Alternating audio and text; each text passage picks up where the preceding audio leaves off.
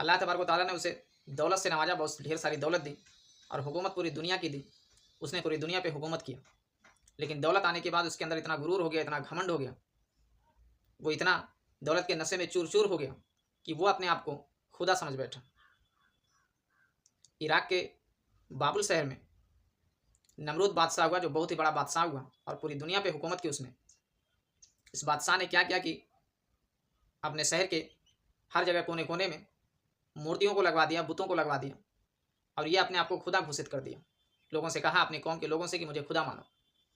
हर तरफ बुराई फैली हुई थी, लोग फसाद में फँसे हुए थे और ये जो नमरूद था, ये अपने आप को लोगों से कहता था कि मुझे खुदा मानो, मेरे सामने सजदा करो, मैं ये सब कुछ करने वाला हूँ। फिर अल्लाह तबारक व तआला ने इस कौम की हिदायत के लिए अपने एक पैगंबर को भेजा वहाँ पे, जिनका नाम था हज़रत इब्राहीम अलैहिस्सलाम। हज़रत इब्राहीम अलैहिस्सलाम उस कौम के लोगों को समझाते हैं कि इस पूरे कायनात का, पूरे ब्रह्मांड का खुदा एक है, वो ये नमरूद नहीं है। लेकिन उस कौम के लोग बड़े ही जाहिल थे, बड़े ही बेवकूफ़ थे। वो हज़रत इब्राहीम अलैहिस्सलाम की बातों को मानते नहीं थे। हज़रत इब्राहीम अलैहिस्सलाम लोगों से कहा करते थे कि ये जिन मूर्तियों को, जिन बुतों को तुम अपने हाथों से बनाते हो, फिर ये कैसे इतनी ताकतवर हो सकती हैं कि इनके सामने तुम अपने सर को झुकाओ, सजदा करो। लोगों को ये बड़ा अजीब लगता था। लोग हज़रत इब्राहीम अलैहिस्सलाम को दुश्मन समझने लगे। फिर एक बार हुआ ऐसा कि उन लोगों का कोई त्योहार था जहाँ पे सारे लोग जा रहे थे। वो लोग आते हैं, हज़रत इब्राहीम अलैहिस्सलाम को भी अपने साथ में ले जाने की कोशिश करते हैं, लेकिन हज़रत इब्राहीम अलैहिस्सलाम कहते हैं कि मेरी तबीयत नहीं ठीक है, मुझे नहीं जाना वहाँ पे। मेला देखने के बाद जब लोग वापस आते हैं तो फिर वो जो वहाँ से सामान खरीद के लेके आते हैं, उन सामानों को लेकर के बुतों के पास अपने पहुँचते हैं।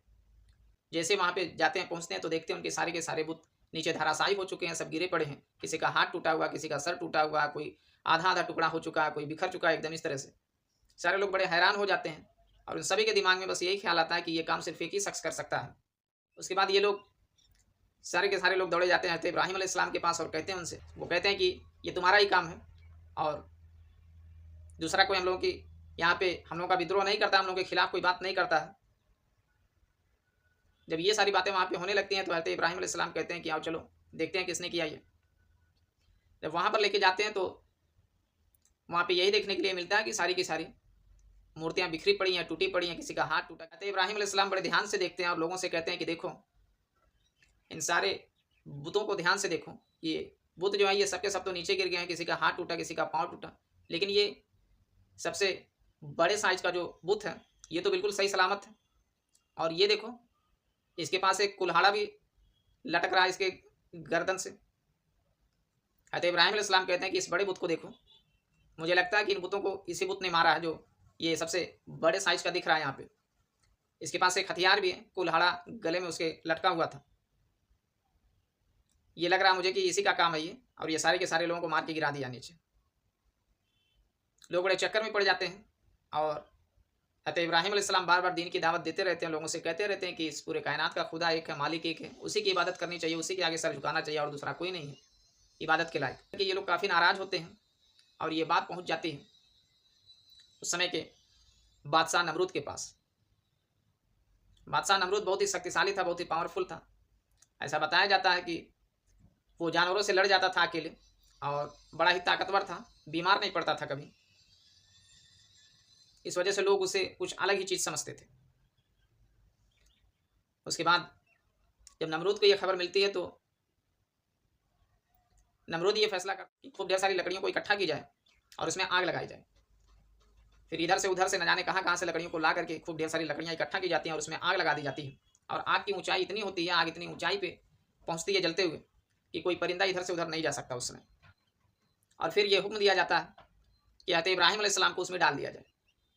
कुछ फरिश्ते आते हैं वहाँ पर और मदद के लिए कहते हैं हज़रत इब्राहीम अलैहिस्सलाम से कि अगर आप कहें तो हम मदद करें आपकी। लेकिन हज़रत इब्राहीम अलैहिस्सलाम कहते हैं कि नहीं, मेरा अल्लाह मुझे देख रहा है। और फिर जब हज़रत इब्राहीम अलैहिस्सलाम को उठा करके आग में डाल दिया जाता है तो फिर अल्लाह तबारक व तआला आग को हुक्म देते हैं आग को कि आग तो ठंडी हो जा इब्राहीम के हक़ में। और फिर वो दहकने वाली, भड़कने वाली आग हज़रत इब्राहीम अलैहिस्सलाम को कोई भी नुकसान नहीं पहुँचाती। वो जब तक, जितने दिनों तक आग के अंदर रहते हैं, हज़रत इब्राहीम अलैहिस्सलाम को कुछ भी नहीं होता है। और फिर हज़रत इब्राहीम अलैहिस्सलाम आग से बाहर निकल आते हैं। ये सब कुछ देखने के बाद भी वहाँ के जो लोग थे निहायत ही जाहिल थे, बेवकूफ़ थे, उन्हें कुछ भी समझ नहीं आती है और वो अपने काम में ऐसे ही लगे रहते हैं। हज़रत इब्राहीम अलैहिस्सलाम बार बार दीन की दावत देते रहते हैं वहाँ के लोगों को, उस बादशाह को, नमरूद को। ये सिलसिला चलता रहता है। एक समय ऐसा आता है कि जब नमरूद जो था उसने हज़रत इब्राहीम अलैहिस्सलाम से पूछा कि बताओ तुम्हारा रब कौन है? हज़रत इब्राहीम अलैहिस्सलाम ने कहा कि मेरा रब वो है जो ज़िंदगी और मौत देता है। तो उस बेवकूफ़, उस पागल बादशाह ने कहा, नमरूद ने कहा कि ये काम तो मैं भी कर सकता हूँ। उसने क्या किया, एक ऐसे आदमी को बुलाया जिसको मौत की सज़ा हो चुकी थी। उसने उसे रिहा कर दिया और एक आदमी जो अच्छा खासा था, कोई अपराध नहीं किया था, जुल्म नहीं किया था, उसको बुला करके उसने उसको मौत की सज़ा दे दी और वो मारा गया। उसने कहा देखा, ये काम तो मैं भी कर सकता हूँ, मैं भी लोगों को ज़िंदगी और मौत दे सकता हूँ। तो ऐसा दिखा करके, ऐसा बोल करके अपने लोगों में, अपनी प्रजा में अपनी शान बढ़ाना चाहता था और लोगों से कहता था कि मुझे मानो मैं खुदा हूँ। उसके बाद हज़रत इब्राहीम अलैहिस्सलाम ने कहा कि मेरा रब वो है जो सूरज को पूरब से निकालता है और पश्चिम में डुबाता है, ये काम तू करके दिखा दे। जब ये सवाल सुनता है वो जो नमरूद था, तो उसकी अकल काम नहीं करती है, वो कुछ बोल ही नहीं पाता है, बिल्कुल वो खामोश हो जाता है। बार बार ये सिलसिला चलता रहा। हज़रत इब्राहीम अलैहिस्सलाम नमरूद को, उसकी कौम को समझाते रहे, सिखाते रहे कि खुदा सिर्फ एक है, इस पूरे कायनात का, पूरे ब्रह्मांड का मालिक सिर्फ एक ही है, उसी की इबादत करनी चाहिए, उसी की पूजा करनी चाहिए। लेकिन लोग अपनी गलतियों से, अपनी हरकतों से बाज नहीं आते थे, अपने गुनाह से वो मुड़ने के लिए तैयार नहीं थे, बार बार वही काम किए जा रहे थे। उसके बाद ये जो नमरूद था, इसे काफ़ी गुस्सा आया ये, और अपने लोगों में अपना भाव बढ़ाने के लिए, अपना रुतबा बढ़ाने के लिए इसने कहा कि अगर खुदा है तो मैं खुदा को चैलेंज करता हूँ, अगर खुदा है तो भेजे अपनी फौज को, मैं उससे जंग करूँगा। और इस जंग के लिए उसने दुनिया के तमाम कोने कोने से बहुत सारे ताकतवर लोगों को इकट्ठा किया। ये अपनी आदतों से बाज नहीं आ रहा था, बार बार ललकार रहा था अल्लाह तबारक व तआला को जंग के लिए। जब हद हो गई तो अल्लाह तबारक व तआला ने अपनी एक फ़ौज भेजी, और वो फ़ौज थी मच्छरों की फ़ौज। यही मच्छर जो हमारे घरों में अगल बगल दिखाई देते हैं, ऐसे ही मामूली मच्छरों की फ़ौज भेजी अल्लाह तबारक व तआला ने।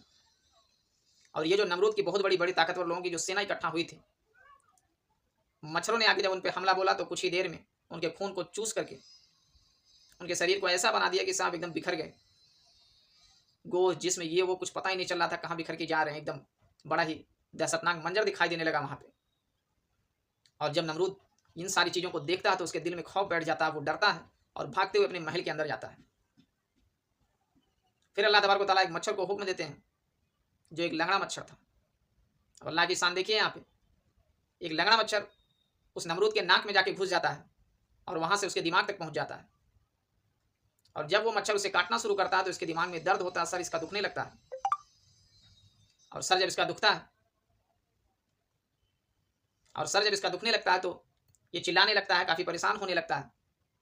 इसे कहीं भी चैन नहीं आता, ये दीवारों से इधर उधर सर अपना मारने लगता है, कुछ सुकून नहीं मिलता इसे। होते जाते ये इलाज बताया जाता है उस समय कि अगर इसके सर पे जूतों से मारा जाए तो इसकी ये बीमारी ठीक हो सकती है।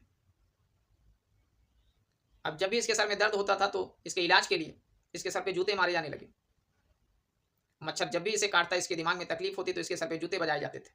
और ये मच्छर के काटने की वजह से और दीवारों पे सर मारने की वजह से, जूते बार बार पड़ने की वजह से इसके खोपड़ी पर एक समय ऐसा आता है जब इसकी बड़ी ही जिल्लत भरी, बहुत ही बेइज्जती वाली, एकदम जिल्लत से इसकी मौत हो जाती है। और एक दुनिया का बहुत बड़ा बेरहम, जालिम, अपने आप को खुदा बोलने वाला इस पागल बादशाह की मौत हो जाती है। इस घटना से हमें ये बातें सीखने के लिए मिलती हैं कि अल्लाह तबारक व तआला ज़िंदगी में जब दौलत से इंसान को नवाजे ना, उसे दौलत के नशे में आकर के घमंडी नहीं बनना चाहिए। उसे अपनी औकात को, अपनी हैसियत को हमेशा ध्यान में रखना चाहिए और उस रास्ते पे चलना चाहिए उसे जो अल्लाह तबारक व तआला को पसंद है। दौलत पास में आने पर यह होना चाहिए कि हम गरीबों की मदद करें, मजलूमों की मदद करें। उस दौलत का इस्तेमाल हम गरीबों की ज़िंदगी खरीदने के लिए ना करें, उनका गलत फ़ायदा ना उठाएं।